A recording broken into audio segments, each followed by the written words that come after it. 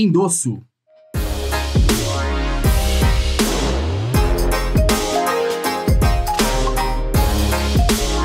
E bora lá falar de endosso, gente. Olha, endosso é muito bacana falar porque, poxa, prova sim, né? Tem assunto que cai prova sim, prova não. E tem assunto que é prova sim, prova sim.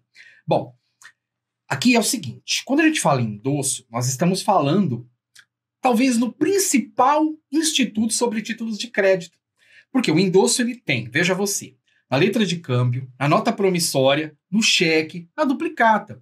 E ele vem para trazer, talvez, a principal característica do título. Sim, os títulos de crédito, por incrível que possa parecer, eles vieram para facilitar a vida das pessoas. Por quê? Antes de existir os títulos de crédito, e caso eles não existam, o que a gente tem que aplicar? Só sobra o Código Civil e o Direito Civil para aplicar. Mas, no Direito Civil, nós sempre temos mais formalidade. Então, por exemplo, imagine que eu tenha um crédito para receber, tá? Eu, Alessandro. Mas eu estou devendo aí um dinheiro para você, para um de vocês. Estou devendo aqui para a Vivian um valor, tá? E aí, que é a nossa moderadora aqui.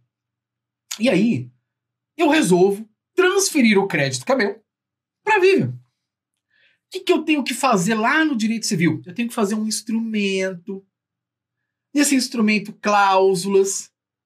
Aí assina, entrego uma cessão de crédito para a Vivian. No direito empresário isso é mais fácil? Sim. Porque basta eu pegar o título. Imagine que eu tenho um título. Uma letra de câmbio, uma nota promissória, que eu, Alessandro, eu sou o titular, o proprietário, eu que vou receber o crédito que está lá representado no título, né? Título de crédito é isso. Um pedaço de papel que vale alguma coisa. R$1.000, 10.000, vale determinado valor representativo lá. Eu quero entregar esse crédito para a Vivian, gente. É muito mais fácil. O que eu faço? Viro o título, boto uma assinatura e escrevo lá. Para a Vivian. Pronto. Nossa, professor. É mais simples. É mais simples. Então, às vezes, né, a pessoa fala, poxa, títulos de crédito, matéria complicada. Desculpa, esses títulos de crédito vêm para trazer simplificação.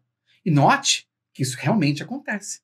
Né? Para eu transferir aquele determinado crédito para alguém, eu só preciso virar o título no verso, escrever a minha assinatura. E aí, é bem legal falar aqui para vocês que isso, notadamente, não é suficiente ainda para transferir o crédito para outra pessoa. Tenho que entregar o título. É a chamada tradição de boa-fé. Né? Então, eu quero transferir o título para a Vivian, eu entrego o título para ela, e antes disso, é lógico, eu coloco a minha assinatura no verso. Tá. Uma coisa que, em vezes, o aluno me pergunta, e é bem importante, embora simples, é a diferença de endosso em branco e endosso em preto. Nossa, teve uma prova da OAB que, se o aluno soubesse essa diferença, já seria suficiente para acertar a questão. E aí eu fiquei muito triste quando eu ouvi falar de alguns alunos que acabaram não acertando. Então eu passei a ter mais cuidado ainda com a matéria, porque eu quero que todos acertem quando caia algo mais simples. E olha que legal. Endosso em branco é o seguinte, eu deixo em branco o nome da pessoa que está recebendo o título. Como assim? Se eu virar o título, né, verso, e fizer a minha assinatura, entregando esse título para a Vivian, pergunto a você, eu escrevi o nome da Vivian lá? Não, eu só fiz a minha assinatura. Como é que eu deixei o nome da Vivian? Olha que legal para memorizar. Eu deixei o nome da Vivian, que é a endossatária, em branco. Até tem aluno que me pergunta assim, professor, qual é a diferença de endossante e endossatário? Endossante é como alienante. Quando tem esse ante no final, ele está entregando alguma coisa. Então eu sou endossante, eu estou entregando o título para a Vivian. E quando tem o sufixo ário no final, a pessoa está sempre recebendo alguma coisa. Já percebeu? Beneficiário. Está se beneficiando, está recebendo benefício. O locatário está recebendo um imóvel em locação. E o endossatário está recebendo o título em endosso. Legal. Então, o que é o endosso em branco? Eu não coloquei o nome do endossatário, eu não coloquei o nome da Vivian. Professor, endosso em branco é o mesmo que endosso ao portador? É. Por quê? Quem porta o título, de boa fé, pode escrever o seu próprio nome e receber os valores ali presentes. Eu digo de boa fé porque isso é realmente importante, né? Imagine que a pessoa se apossa desse título de maneira injusta, desonesta. Poxa, isso tudo tem como ser aí discutido em juízo, né? Então tem que ser uma posse honesta, uma posse justa, né?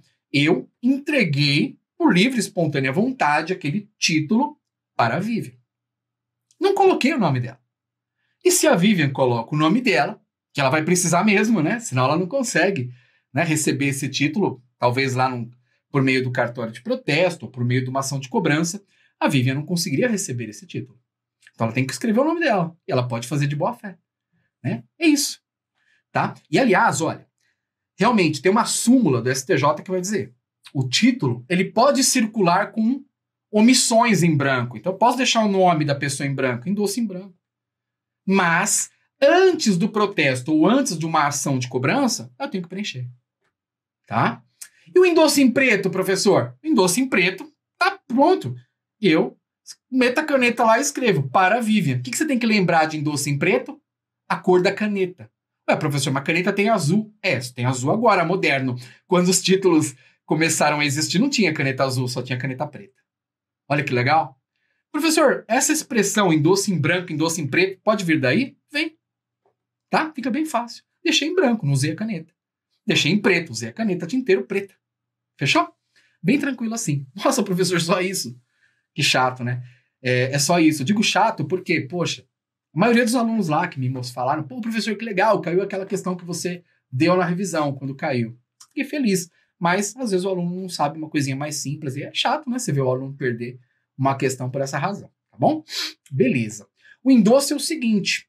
O endossante, né, que é quem entrega o título, ele sempre tem responsabilidade solidária ao devedor principal. Claro que o primeiro endossante é o beneficiário. Né? Então, o título foi entregue de alguém. Por exemplo, o Ricardo entregou esse título para que eu, Alessandro Sanches, pudesse receber um determinado valor no dia, uma nota promissória, né? Aí eu, Alessandro, entreguei para a Vivian. Então, quando a Vivian for ajuizar uma ação, ela pode cobrar tanto o Alessandro quanto o Ricardo? Sim. Porque cada endossante, não interessa quantos, cada endossante tem responsabilidade solidária. Dica de ouro para você? Dica de ouro?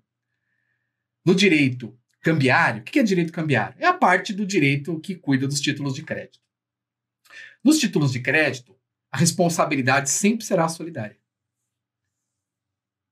Sempre será solidária, tá? Sempre será solidária. Bem importante isso.